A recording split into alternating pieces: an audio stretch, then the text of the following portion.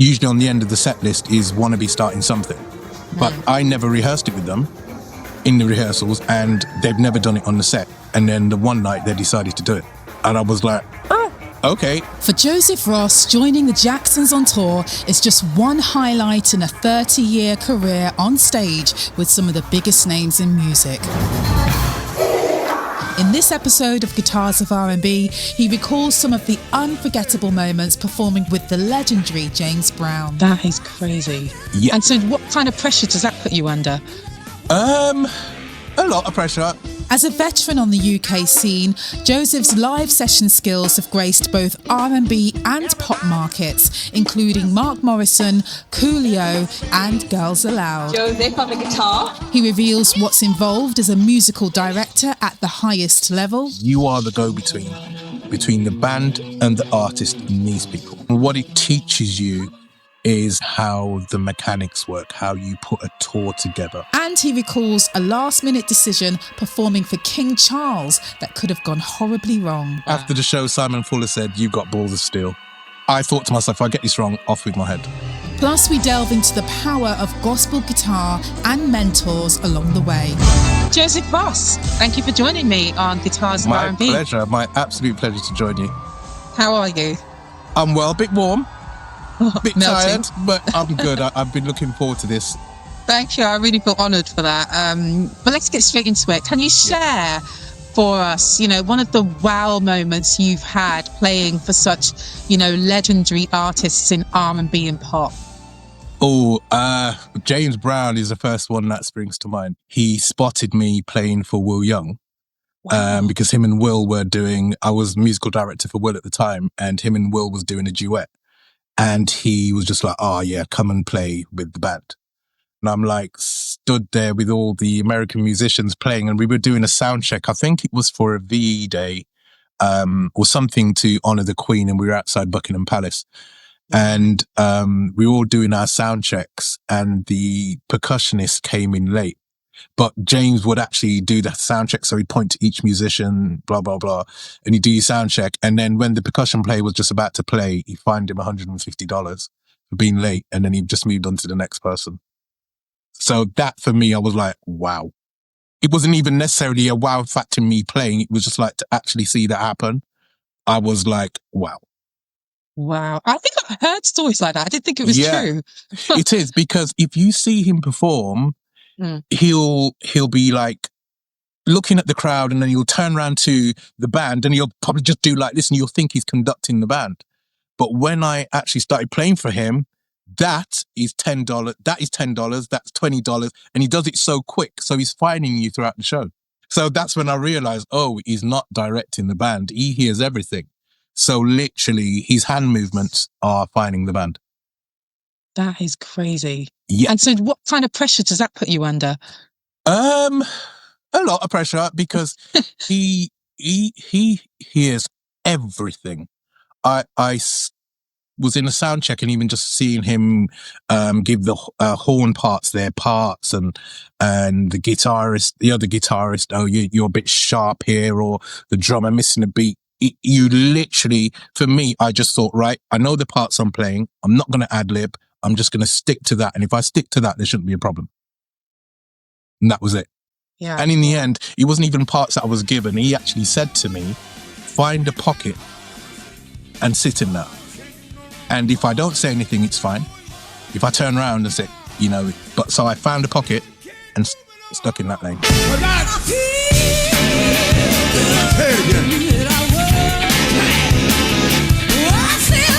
That is that moment, right? Yeah. That's your wow moment. But I know that earlier this year you played for the Jacksons. Yes. What's that experience like?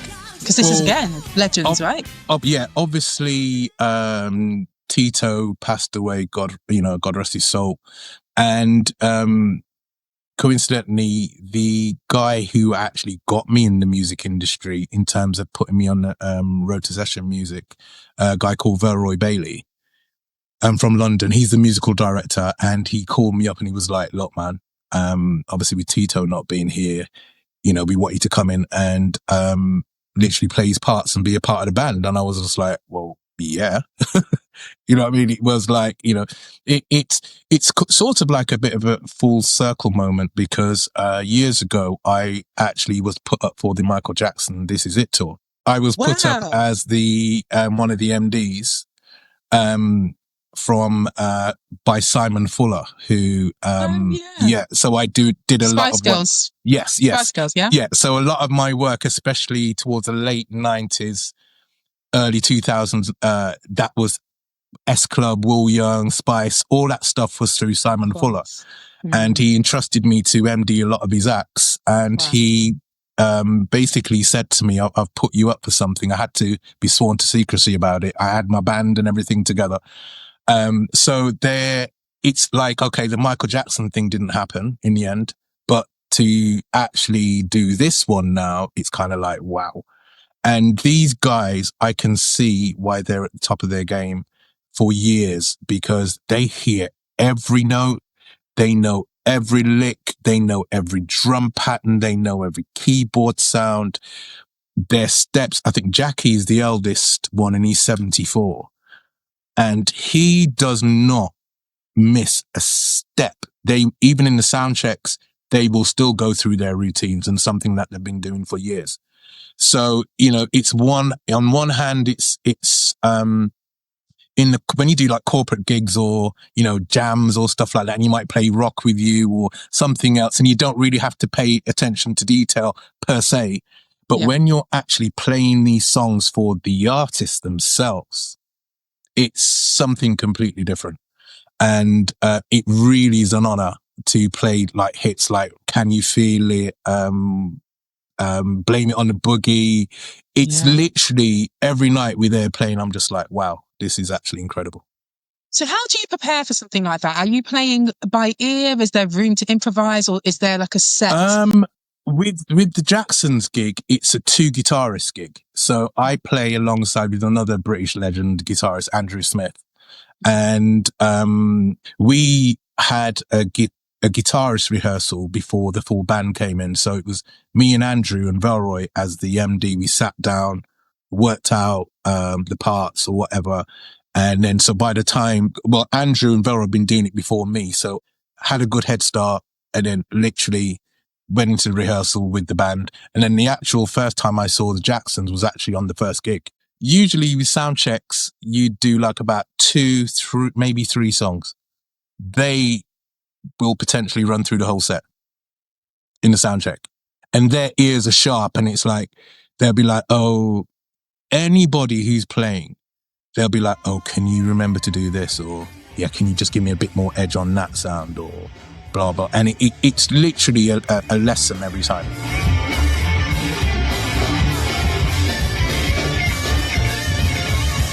We did a gig in Amsterdam a couple of weeks ago, and they've never done. Usually, on the end of the set list is "Wanna Be Starting Something," but I never rehearsed it with them in the rehearsals, and they've never done it on the set. And then the one night they decided to do it, and I was like, "Oh, okay." And literally, you know, they got that guitar thing, ding, ding, ding, ding, everything at the end. So literally, just had to go and do it without rehearsal. And it's one thing I know I can do the part, but when it's actually thrown on you in the gig, it's a bit different.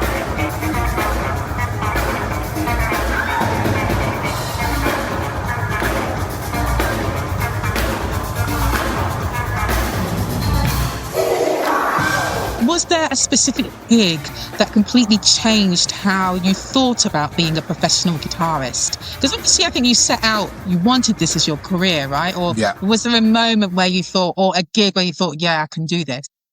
To be honest, it was in church where I knew I could do this. Right. It was because church, there's a different kind of pressure. Growing up in church, there's a different kind of pressure. Like, you know, you always aspire to play a song in a Sunday service, for instance, or then you're like, oh, I wouldn't mind playing in a revival meeting. And then it's like, oh, could I play in a convention? I always knew, even like from when I was at school, I've never had a guitar lesson I've never had a music lesson in my life. I could just literally pick up a guitar or go on a drum kit or pick up a bass guitar and it was there instantly. But for me then, growing up in church and watching my hero, my mentor is Trevor Prince. Rest in peace. He was the guy who I aspire to be. I watched him from 7, 8 years old, and I'm like, if I can get a bit of what he's got, and because he was professional, his sound was there, he was meticulous in everything that he did, even just the way he carried himself as a man. I remember the first Sunday we got there, and Trevor just wheeled in his amp, and he sat there, and I was mesmerized, and I literally watched this man for years. His rhythms, he had it in his hands. And one of the advice Trevor always said to me was, Joseph, make sure you have your own sound. He said, be somewhere, even if somebody can't see you play, they hear you playing and know that's you. So for me, he always said, ultimately, the sound comes from your hands. And he would literally pick up any guitar and make it sound like it's £1 million guitar. And, fast forward all the years, he was my main guest at the Will Young concert. And when I brought him backstage, and I said to Will, I introduced him to Will, and I said, I am because of this guy. Oh, that's nice. And Trevor passed away in 2019. And I literally spent his last hour of life. I went down to the hospital and was speaking with him. He couldn't hear, but he was trying to respond. And, all the names and stuff that I've played for and everything is great honors. But this one is pretty much at the top. And I was the musical director for his funeral. Oh, yeah. Wow. And so that's how much he means to me. And, for the music that we put on and everything, it was fitting for literally who I think is one of the greatest of all time. So that's how much Trevor means to me.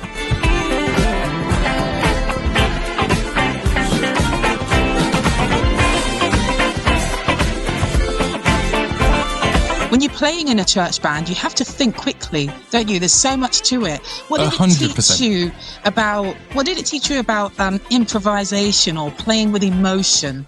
Leading people in the spirit. What it is, I always say, well, Church of God of Prophecy, I will say we had and still have, in my opinion, in front of out of all the denominations, we have the best guitarists. Because in Prophecy, we didn't really use keyboard players until mid to late 80s. So when we had conventions, you'd have like people like Trevor, you'd have people like Oswald Williams or G Brown, and they'd all play through the same amp. Them amps back then would have like 4 or 5 inputs, and they're all plugging in at the same time. And you got like one picking, one playing lead, one playing rhythm, and one just doing what they want. And so in church, watching these guys, and then when I then started to play, you'd have the random sister who'd come up and go, "Oh, I want to sing a song, and just follow me," and blah blah blah. And so you're there, and you're then listening by ear, and you're trying to follow them. Yeah. And then obviously once you get into the flow of the song, and then you're there playing. And then I think that's why there's a certain style, like whether myself or some of the older guys have, because we had to not improvise, but we were more chord led because we didn't have keyboard players. So we had to find the chords.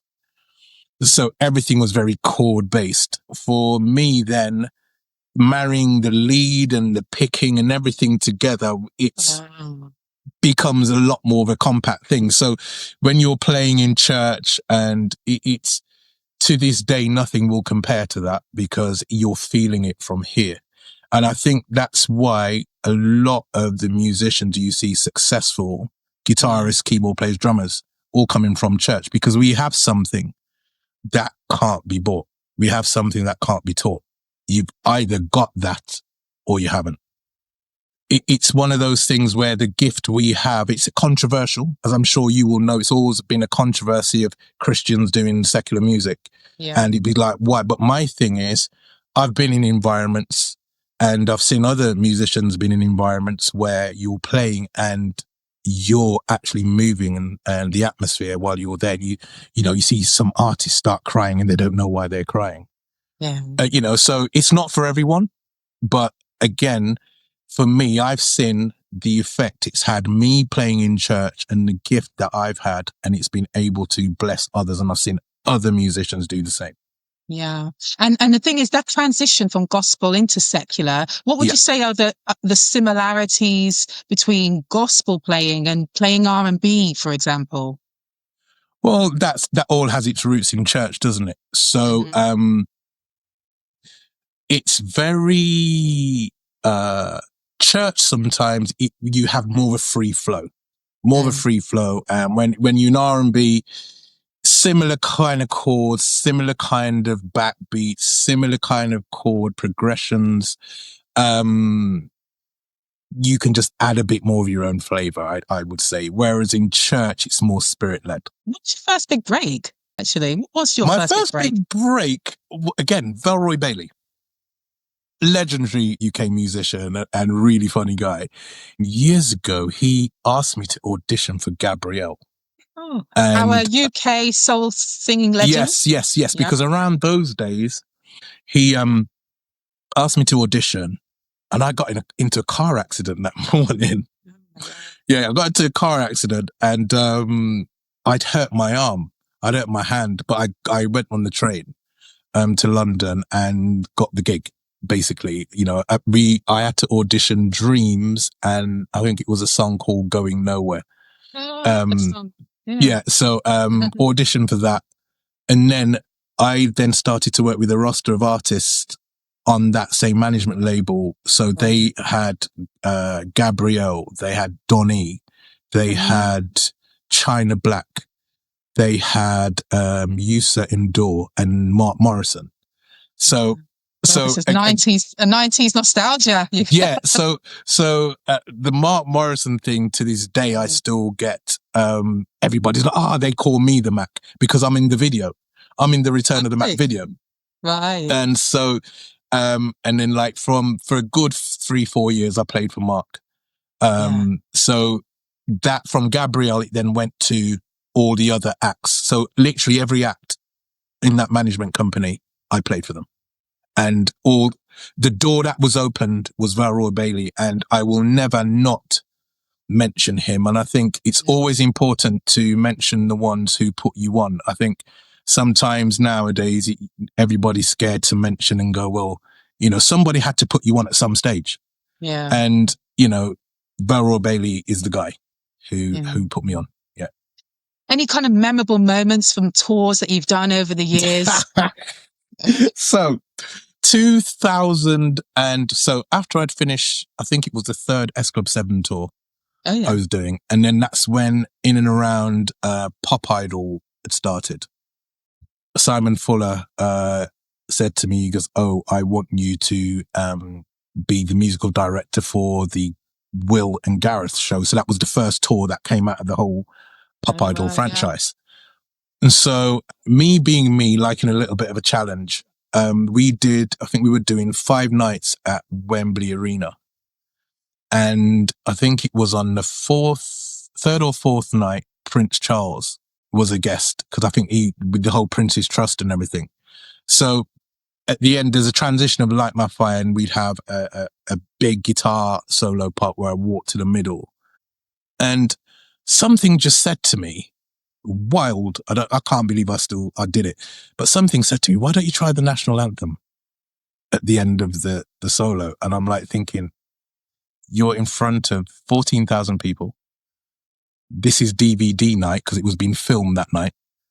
And Prince Charles is sat over there next to Simon Fuller, who gets me loads of work. Why would you want to do that? But I thought, why not?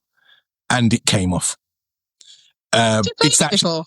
No, I just knew what the melody would be like. But I'd never played it before. And so I thought, well, here's your chance, homage to royalty. When we got to then I jumped back in with the melody line of Light My Fire. Yeah. So the crowd went crazy. I looked across, bowed at Prince Charles, and he went like this. And after the show, Simon Fuller said, "You've got balls of steel." I thought to myself, if I get this wrong, off with my head. So he knew that you weren't meant to do that, right? That's why. Nobody knew. So even after the show, the whole band said to me, oh my gosh. Because I remember I looked around, walking back towards the stage after I'd finished the solo, everyone's clapping. I just saw all the expression of the band members. They were like, and they were all going crazy. So yeah. But that's what comes with being musical director, right? You can call the shots in that way. Yeah.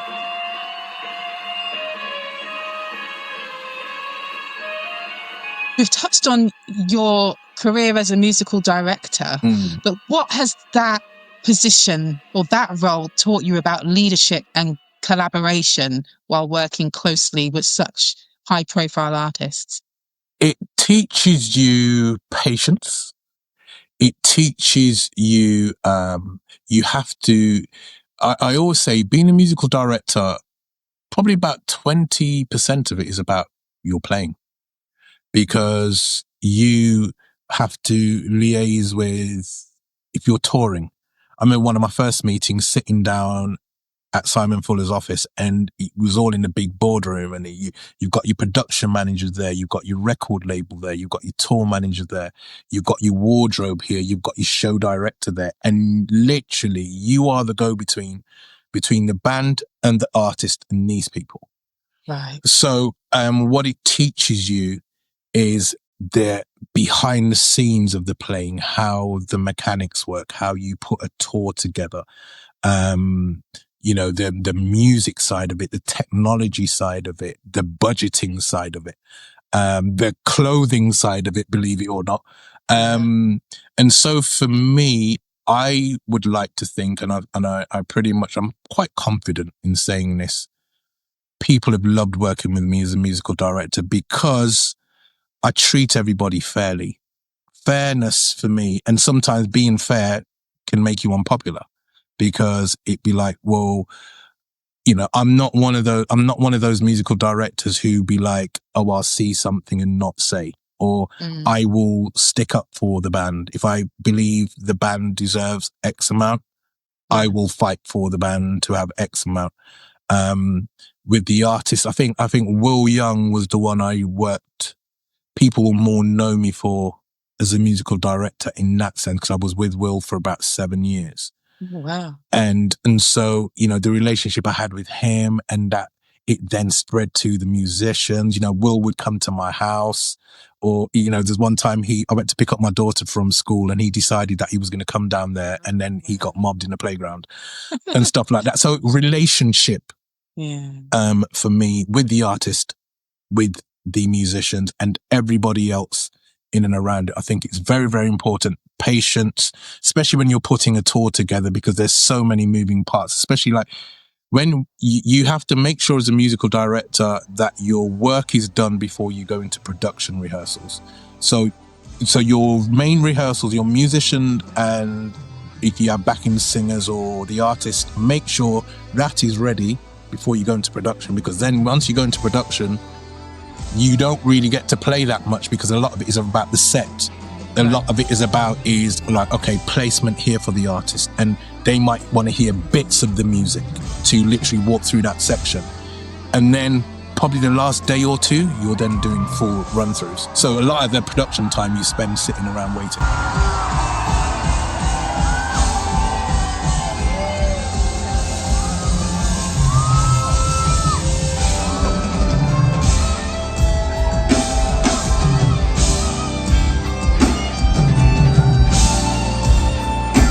Or easy is it to sustain a career like this, right? Because it's kind of like the dream, but it's freelance too. Yes, it has its ups and downs.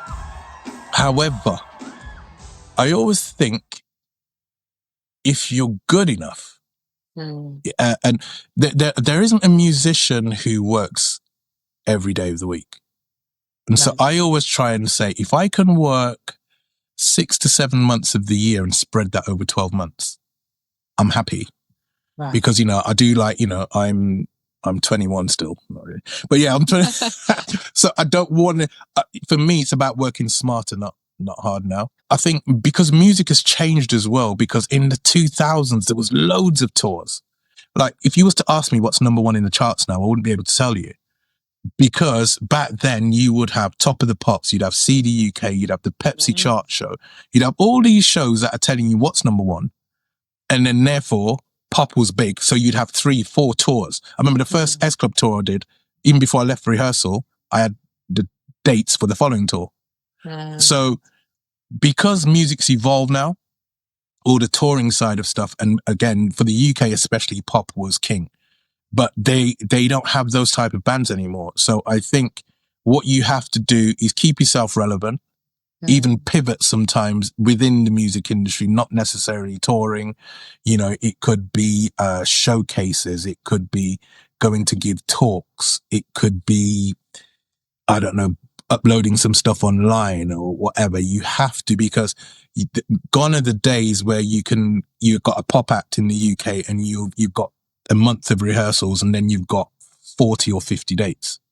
That doesn't happen anymore, because the work isn't just there anymore for those type of artists. You've got great guys like Matty Brown and Isaiah Yard and all these young guys who are doing really good things. Adrian Moore, all these guys who are doing great, again, coming from church, like they MD like Sugar Babes and Stormzy and Leanne Pennock and all these people.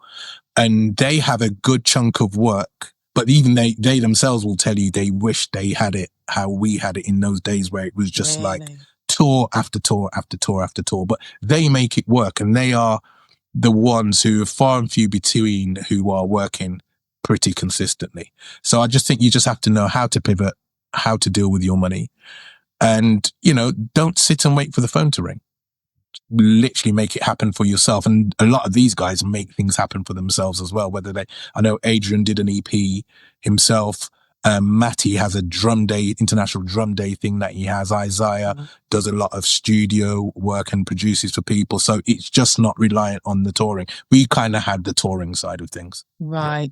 You have to diversify is your advice really for young people now, and do other things to bring the income in, right? Absolutely, yeah. What's the most important lesson that you've learned from working at such a top level? Stay grounded. I believe I've always stayed grounded in that sense. I think, don't think you always have the gig that you're on.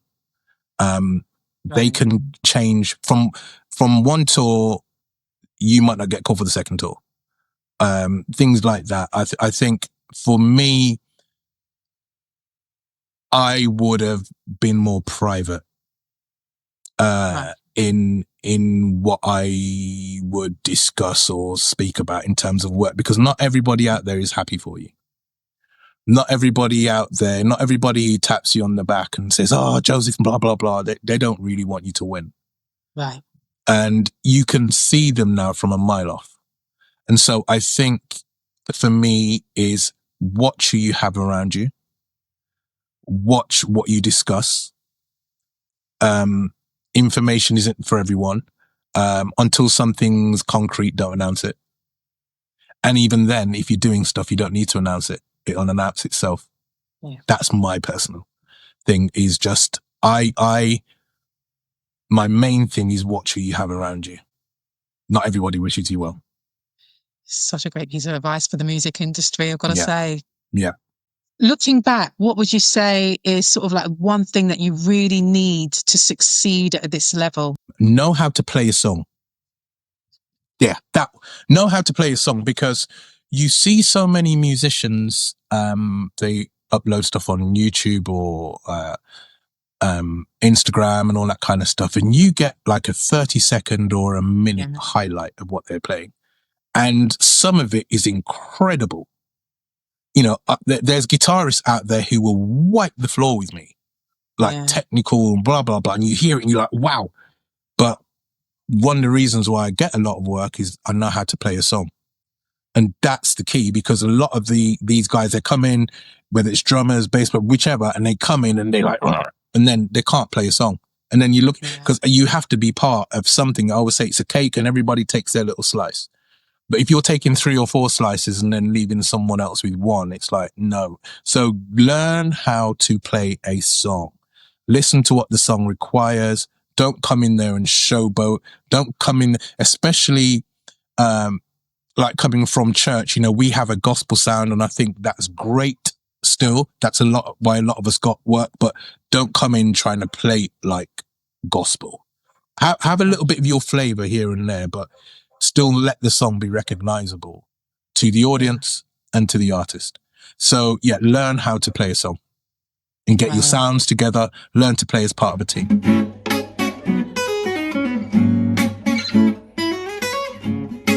The future of guitars, I think, for me, I would like the future of the guitar to remain sacred in the sense of try and keep the sound of the guitar and not let it get too lost, processed, and still cultivate your own sound, especially a lot of the young guitarists coming up, your own sound and your own style.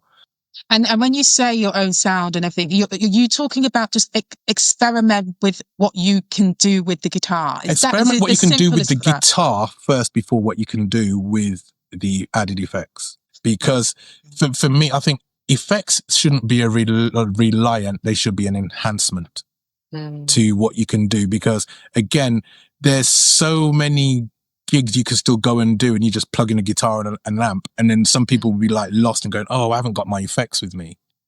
Right. That says it all.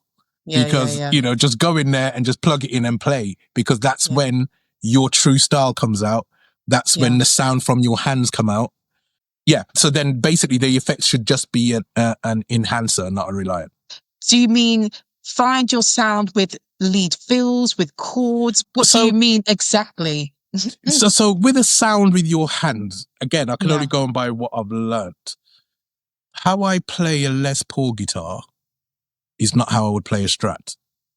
How I play a Strat is not how I would play a Telecaster, for instance. There's certain, like with a Les Paul, you can't really play with that kind of guitar. You have to put your hand through it.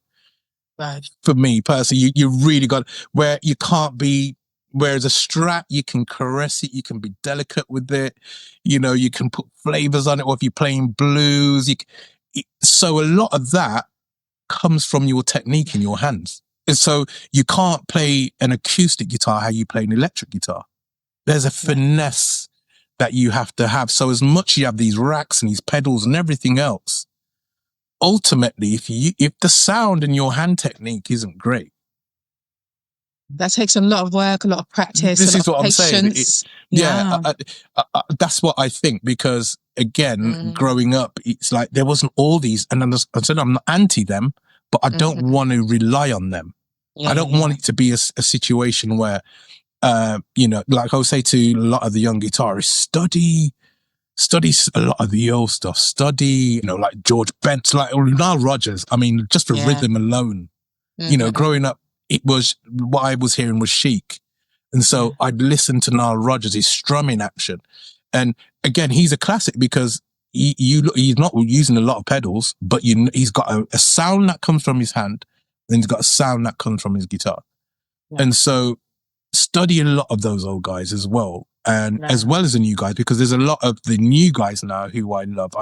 I love listening to, you know, that quartet-y gospel playing now with like your Jubu Smiths and your Eric Walls. These guys who I think are amazing. Isaiah Sharkey. And then I love John Mayer, and I love my favorite lead guitar player is Steve Lukather. I love Steve Lukather. You know, George Benson, all these, there's a plethora, because there's old and new, and I can marry the two. So I think moving forward with a lot of the young guys, still listen to a lot of the old guitarists. You know, like if you listen to bass players now, a lot of them now modern coming up, they listen to Jameson from back in the day, his bass playing now is current, because a lot of them are fusing the two. So I think don't forget the things that got you there, and then just marry them with the modern stuff, I think. Amazing. Thank you, Joseph. It's been amazing talking to you. You've been so engaging and just, you know, just full of knowledge as well. Yeah, it's a gift to be on this journey. Again, you know, my parents are no longer alive. My dad passed in 2020. My mum died when I was 16, and my mum died in 1987. But again, for them, my mum was a singer in church. So the music, so I'd watch her sing in choirs and all that kind of stuff. And I'd take that from her. And then my dad would like brush out a few chords on the acoustic guitar. And then, you know, he would, it allowed us to play in church concerts and all that kind of stuff. And so I ultimately, I couldn't not end this interview not giving props to my parents. Yeah. God rest their soul, miss them a lot, but for them, I am who I am because of them. Yeah, I have to mention, actually, there's a video that you uploaded after the passing of your father, and it was so beautiful. Oh, is it when I did the It Is Well? Yeah. Oh, yes. God. That morning, because my dad loved that song as well. And literally that morning I got up and thought, this is how I feel. And I could even hear it back when I listened back. I'm like, wow. Yeah. It was so powerful. Thank you. Thank you very much.